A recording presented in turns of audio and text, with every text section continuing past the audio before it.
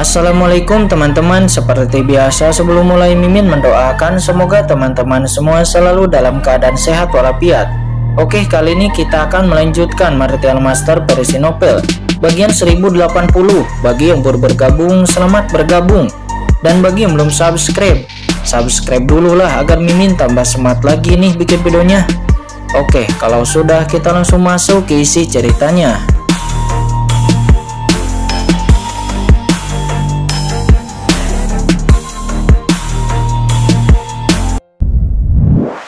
Karun di sekitarnya yang dijual, dan dia dapat melihat bahwa ada banyak harta karun di sini, dan juga banyak diantaranya sangatlah aneh, dan Kincen belum pernah melihat harta karun seperti itu.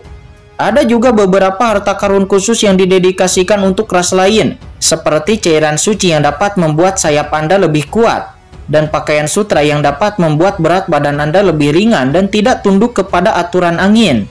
Namun yang membuat Kincen penasaran adalah bahwa para pedagang yang menjajakan barang dagangannya di sini bukan ingin dibeli oleh manfaat, bukan juga ingin dibeli oleh pena suci dan sejenisnya, tetapi mereka mencari sesuatu yang disebut ikan sen guang.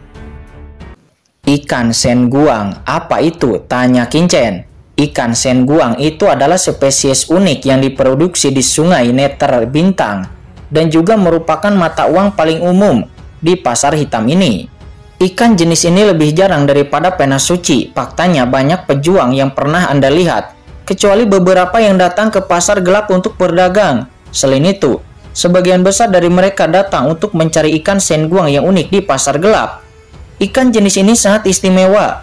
Itu hidup dengan melahap aturan alam semesta. Oleh karena itu, ikan itu mengandung banyak aturan dan kekuatan asal mula alam semesta. Setelah disempurnakan, mereka bahkan dapat meningkatkan aturan dan asal-usul master tingkat master. Itu adalah hal yang paling berharga di alam semesta yang gelap ini. Salah satu harta karun. Kata orang tua kecil itu, dia menjelaskan semuanya kepada Kincen dan yang lainnya. Begitu menakjubkan. Kincen dan yang lainnya segera terkejut. Bahkan basis kultivasi ahli yang mulia dapat ditingkatkan dengan ikan jenis itu. Tidak heran hal itu akan sangat langka. Tentu saja, ikan sen guang itu hanyalah salah satu dari spesies galaksi bawah. Selain itu, masih banyak spesies lain di galaksi bawah, seperti ikan matahari kuat, ikan bintang, dan yang lainnya. Namun ikan sen guang adalah yang paling umum. Itu dijual dengan ikan sen guang sebagai satuan ukurannya. Misalnya, seekor ikan matahari yang kuat dengan berat yang sama itu bernilai 10 ikan sen guang. Kata orang tua kecil itu. Apakah ikan sen guang ini bisa ditangkap oleh siapa saja? Tanya Kincen. Menurutnya, jika menangkap ikan itu begitu mudah, bukankah semua orang akan pergi memancing dengan panik?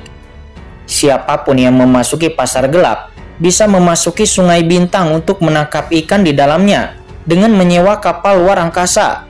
Tetapi, bagaimana mungkin ikan sen guang di Sungai Bintang bisa begitu mudah ditangkap? Mengatakan ini, orang tua kecil itu tertawa. Kincen pun mengerti dari mulut lelaki tua kecil itu. Kincen juga tahu bahwa sangat sulit untuk menangkap ikan sen guang. Banyak orang memasuki Sungai Bintang dan butuh waktu ratusan tahun sebelum pada akhirnya bisa menangkap bahkan seekor ikan sen guang. Terlebih lagi, butuh ribuan tahun untuk memancing dan tidak menemukan apapun. Jika itu masalahnya, maka lebih baik bekerja keras untuk berkultivasi dan mencari pengalaman. Tentu saja, ada juga orang-orang yang beruntung yang bisa mendapatkan ikan lebih awal. Singkatnya, semuanya tergantung kepada keberuntungan. Jenderal, ayo kita pergi memancing ikan di Sungai Bintang, kata Gulimo setelah mendengarkan semua penjelasan itu. Matanya berbinar dan dia sangat bersemangat. Jika orang lain tidak bisa menangkapnya, itu bukan berarti mereka tidak bisa menangkapnya. Bagaimana jika keberuntungan mereka bagus? Terlebih lagi, ikan sen guang ini sangat langka, tentu saja mereka sangat ingin pergi. Jangan terburu-buru, dengarkan saja perintah Tuan, kata Jenderal Warajeg itu. Hahaha, orang tua kecil itu akhirnya memandang Kincen, dan dugaannya benar, pemimpin dari keempat orang ini adalah anak ini. Kemudian orang tua kecil itu pun kembali menjelaskan bahwa tidak hanya akan mendapat ikan. Jika beruntung, di Sungai Bintang itu Anda dapat menangkap harta surgawi. Harta karun yang mulia, bagaimana kamu menangkap ini? Kata Gulimo, dia bergumam di dalam hatinya. Namun jika dia bisa mendapatkan harta karun tertinggi ini, dia takut klan Warajegnya bisa langsung menjadi keluarga kerajaan Warajeg, dan harta karun tertinggi ini akan diwariskan selama berabad-abad. Tuanku, Jenderal, kapan kita akan pergi ke Sungai Bintang dan mencari harta karun? Kata Guillemot, dia berkata dengan semangat. Mari kita pelajari hal-hal lain dulu. Apakah kita akan pergi ke galaksi bawah atau Sungai Bintang itu? Kita lihat nanti, kata Qingchen. Singkat cerita, setelah beberapa saat berjalan-jalan, Qingchen pada akhirnya memutuskan untuk pergi memancing. Hahaha, ayo pergi memancing ke galaksi bawah, kata Guillemot. Dia tertawa gembira.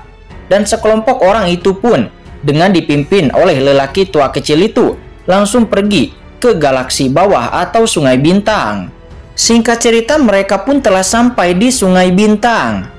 Hahaha, Sungai Bintang, aku di sini, kata Guillemot. Ketika dia melihat Sungai Bintang di depannya, dia tidak takut, akan tetapi dia sangat bersemangat. Tunggu sebentar, orang tua kecil itu melihat Guillemot dengan penuh semangat, dan nampak Guillemot ingin melompat langsung ke Sungai Bintang.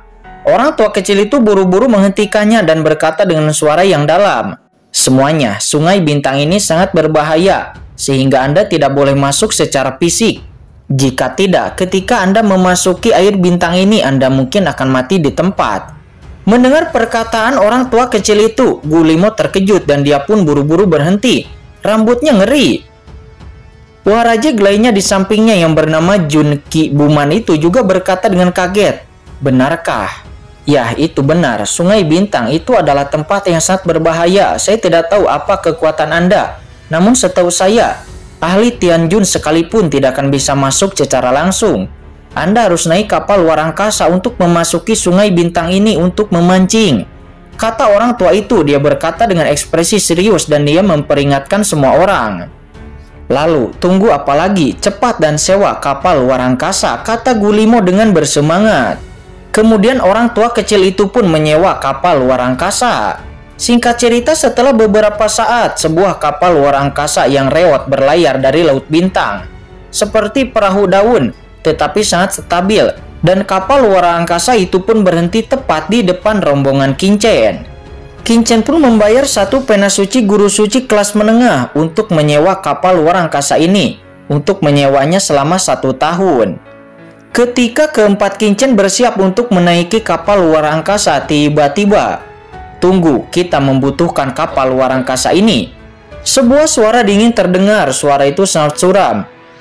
Kemudian disusul dengan kemunculan 7 atau 8 sosok tinggi yang memancarkan aura. Ini adalah sekelompok pria kuat yang tampaknya ditutupi dengan baju besi gelap. Masing-masing dari mereka memancarkan suasana Warajeg. Warajeg emas hitam. Jenderal Camilla, kata Jenderal Warajeg Tian Qiong. Matanya memadat dan dia berkata dengan suara yang dalam. Meskipun pihak lain menyembunyikan penampilannya, namun napas familiarnya masih dikenali oleh Jenderal Warajeg Tian Qiong. Sekelompok penduduk terpencil Warajeg, apakah ini pasar gelap tempat asalmu? Kata pemimpin Warajeg emas hitam itu yang bernama Jenderal Camilla. Dia mencibir dan menghina. Mendengar penghinaan itu, wajah Jenderal Qiong membiru, tetapi dia tidak mengucapkan sepatah kata pun. Dia hanya berkata kepada Qingchen, Tuan, ayo naik ke perahu. Mendengar itu, Qingchen pun mengangguk. Tuanku, siapa orang ini? Mendengar kata-kata Jenderal Qiong, Camilla dari klan Warajeg emas hitam terkejut dan lalu menatap Qingchen. Namun dia tidak bisa melihat nampak Qingchen sama sekali dan hatinya semakin tenggelam. Ayo pergi, kata Qingchen. Dia tidak repot-repot berbaur dengan konflik antara ras Warajeg dan dia langsung pergi masuk ke kapal luar angkasa. Wajah klan Warajeg emas hitam itu nampak tidak senang, akan tetapi tepat sebelum mereka hendak melangkah maju, lelaki tua kecil dari suku Bra itu mencibir dan berkata kepada mereka, Tuan, kami sedang mengurus kapal luar angkasa ini.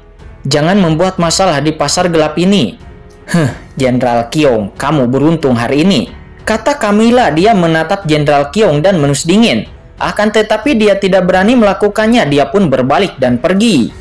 Tuanku, saya baru saja menunjukkan lelucon kepada Anda. Saat ini di kapal luar angkasa Qingchen, nampak tukang perahu yang merupakan patung batu mengguncang dayung.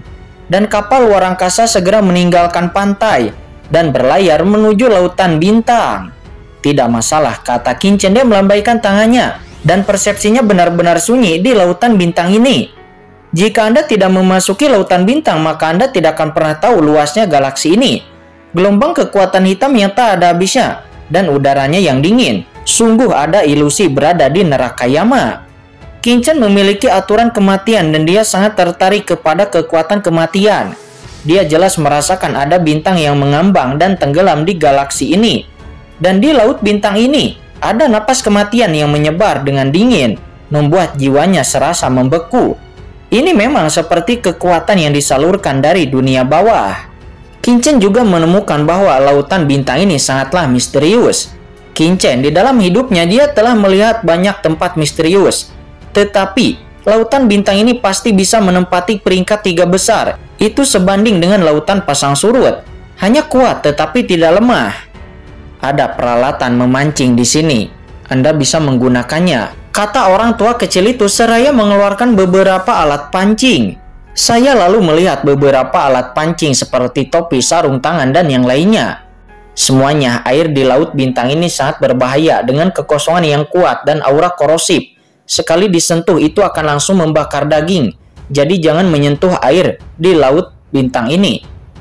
Topi, sarung tangan, itu terbuat dari sutra emas. Itu tidak akan takut akan korosi galaksi hantu. Dan mata pancing ini itu ditempa dari besi logam mati. Ini lembut dan keras. Ini adalah harta yang berharga dan dibuat oleh pasar gelap dengan susah payah, kata orang tua kecil itu. Dia memperkenalkan. Dia pun lalu kemudian mengenakan topi dan sarung tangan agar tidak terkorosi oleh air laut di sungai bintang ini. Qin-Chen dan yang lainnya pun juga memakai peralatan memancing khusus ini satu demi satu. Ini pertama kalinya kalian datang ke laut bintang ini dan juga pertama kalinya kalian datang untuk memancing. Aku akan mengajarimu cara memancing terlebih dahulu, kata orang tua kecil itu. Setelah beberapa saat, orang tua kecil itu pun telah memberitahu semuanya tentang cara memancing kepada Qin-Chen dan yang lainnya. Hahaha, sesederhana itu, aku akan melakukannya, kata Gu Limo. Dia tertawa. Dia pun datang ke sisi kapal luar angkasa, mengambil alat pancingnya, dan lalu melemparkan tali pancingnya. Kemudian, dia dengan cepat mengintegrasikan kekuatan asli di tubuhnya ke dalam umpan di depannya. Saat ini Qin-Chen juga membuang tali pancingnya sesuai dengan pernyataan lelaki tua kecil itu. Selain itu, Qin-Chen juga diam-diam mendorong kekuatannya dan memadukannya ke dalam tali pancingnya.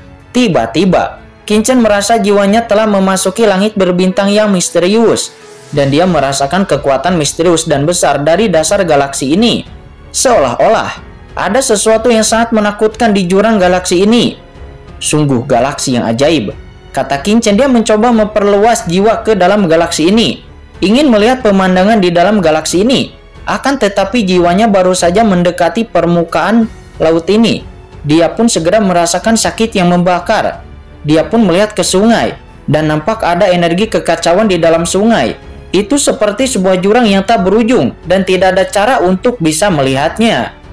Jiwa ilahi tidak dapat memasuki galaksi ini sama sekali.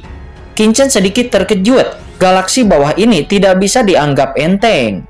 Qin-Chen tidak lagi mempelajarinya dengan cermat, akan tetapi Qin-Chen duduk dan mulai memancing. Waktu perlahan berlalu. 1 batang dupa pun telah berlalu. 1 jam kemudian telah berlalu. 1 hari telah berlalu. Tetapi Qin-Chen dan yang lainnya tidak menangkap ikan senguang satu pun. Dalam 1 hari ini, semua orang tidak mendapat apa-apa. Bahkan tidak mendapat ikan satupun. Apakah memang tidak ada ikan di dalam laut bintang ini? Keesokan harinya semua orang berpindah beberapa tempat lagi, tetapi mereka tetap tidak menangkap ikan senguang satupun. Dan sudah hampir 2 hari, tetapi mereka tidak melihat seekor ikan pun. Gu Limo dan yang lainnya tidak bisa menahan rasa marah. Jika bukan karena laut bintang ini tidak dapat diakses, Gu Limo dia akan terjun langsung ke galaksi ini untuk menangkap ikan. Dibandingkan dengan Gu Limo, Jenderal Tian Qiong dan Ki Buman nampak jauh lebih damai. Jenderal Tian Qiong menatap tajam ke arah Gu Limo lalu berkata, "Tenangkan pikiranmu dan jangan mempengaruhi Tuan Chen Mo." Sementara di samping, orang tua kecil itu juga tersenyum lalu berkata, "Kamu harus bersabar. Sangat sulit untuk menangkap ikan senguang. Ikan sen guang adalah mata uang umum di seluruh pasar gelap. Jika Anda bisa menangkapnya sesuka hati, maka Anda tidak perlu berada di sini. Kata orang tua kecil itu, dia berkata sambil tersenyum kepada Gu Limo.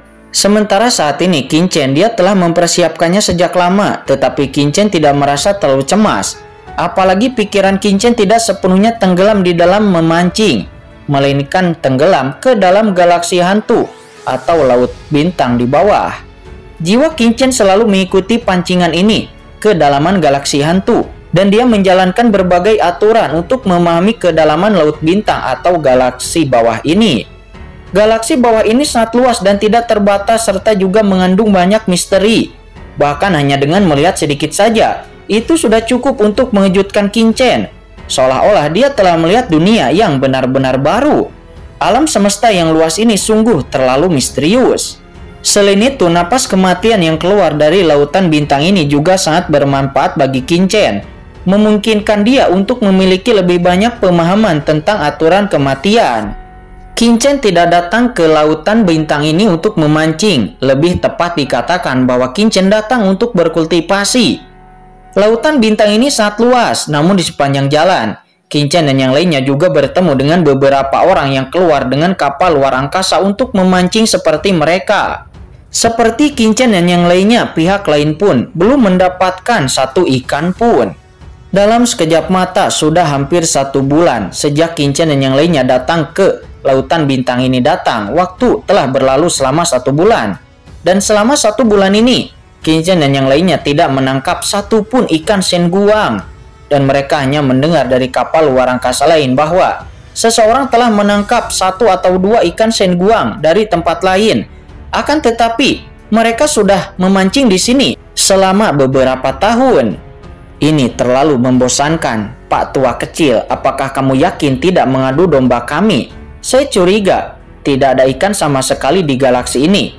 Ini pasti penipuan yang disengaja yang diciptakan oleh pasar gelap Anda, kata Gu Limo. Setelah 1 bulan berlalu, Gu Limo tidak bisa menahan diri lagi dan dia berkata dengan tidak sabar, Tuan, saya tidak bicara omong kosong. Memancing itu sebenarnya sama dengan mengolah pikiran. Anda harus memusatkan dan mengintegrasikan tubuh dan pikiran Anda ke langit dan bumi agar dapat memanen. Selain itu, asal-usul dan aturan yang berbeda juga memiliki daya tarik yang berbeda pula terhadap ikan sen guang. Saya mendengar bahwa asal-usul beberapa ras memiliki daya tarik tersendiri terhadap ikan sen guang, sehingga efeknya akan sangat bagus. Mungkin aura asal yang saya keluarkan, ikan sen guang tidak terlalu menyukainya. Kata orang tua kecil itu, dia berkata sambil tersenyum masam. Menurutmu, aku adalah ras warak jeg. Bukankah ikan-ikan itu seharusnya paling suka memakan serangga? Kata Gu Limo, wajahnya cemberut. Mendengar itu, orang tua kecil itu tiba-tiba terdiam. Dia tidak mampu membantah. Oke, Gu Limo, jika kamu tidak sabar, tolong berkultivasi saja di kapal luar angkasa ini. Bagaimanapun juga 1 tahun akan berlalu dengan cepat, kata Qin Chen dengan ringan. Namun di saat yang sama, hati Qin Chen juga sedikit tergerak. Menurut orang tua kecil itu, aturan dan aura yang berbeda akan menarik ikan sen guang yang berbeda-beda. Ikan sen guang sendiri hidup di lautan bintang ini sepanjang tahun. Namun, akankah mereka lebih tertarik kepada aturan kematian? Memikirkan hal ini, Qin Chen segera mengubah aura aturan yang telah ditanamkan kepada pemberat ikan. Aturan kematiannya diam-diam diintegrasikan ke dalam mata pancingnya. Baiklah tuanku, bawahan tidak akan berbicara omong kosong lagi, kata Gu Limo. Ketika Qin Chen berbicara, dia secara alami tidak berani berbicara omong kosong lagi. Dia pun buru-buru mengambil mata pancingnya sekali lagi dan melemparkannya ke lautan bintang. Namun di saat itu tiba-tiba Gu Limo melihat mata pancing Qin Chen dan ekspresinya tiba-tiba bersemangat. Tuanku, mata pancing Anda telah bergerak. Sepertinya ada ikan sen guang yang terpancing, kata Gu Limo. Dia berkata dengan penuh semangat. Orang tua kecil itu juga buru-buru menoleh dan lalu menemukan bahwa mata pancing Qin Chen ya benar-benar bergerak. Tuanku, berhati-hatilah, ini mungkin karena ikan sen guang baru menguji kailnya. Ikan sen guang selalu waspada dan tidak mudah untuk menggigit. Tunggulah sampai ikan itu benar-benar menggigit kailnya sebelum menarik joran, kata orang tua kecil itu. Dia mengingatkan, dan dia sendiri juga nampak sangat gugup. Saat ini mata Kincen dalam. Dia menatap kail pancingnya sejenak dan tiba-tiba langsung menarik pancingannya. Tidak, tuanku, ini terlalu cepat, kata orang tua kecil itu. Akan tetapi kemudian dari mata pancing Kincen nampak ada ikan yang terangkat. Hahaha, tuanku, ada ikan. Tuan, Anda layak menjadi tuanku. Ayo ikan, cepatlah datang, kata Gulimo. Dia berkata dia bahkan lebih bersemangat daripada Kincen. Dan dia pun tiba-tiba menari. Sementara orang tua kecil di samping dia juga nampak terkejut dan lalu melihat kail ikan Kincen. Nampak ada ikan Shen Guang.